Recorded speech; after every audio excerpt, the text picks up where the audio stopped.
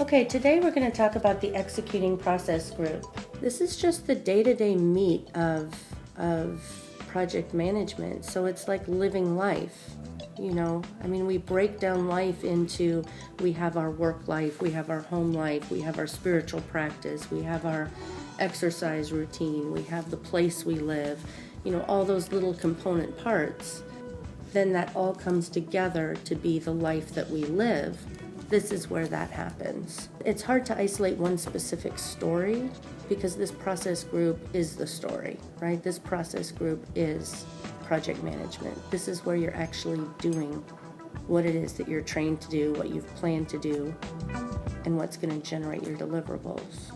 I think that as students of project management, when we try to decompose all of this and break it down into knowledge areas and process groups and individual, 42 individual processes, there's a lot of information that tells you how you can do it and the philosophy behind it and the reason why you do it.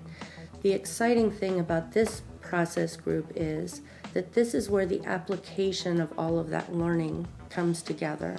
This is where you utilize all of the formulas or the philosophies or the different skills that you've learned in project management. So it can become very academic and very dry, but this is where you actually get to pull it all together and make it happen.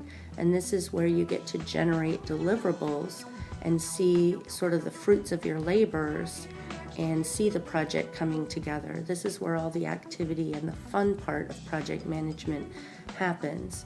And your project really is only as strong and only as successful as all the component parts. Good planning leads to the ability to freely execute, and leads to a good product. It's all tied together. And this is where you really get to see that.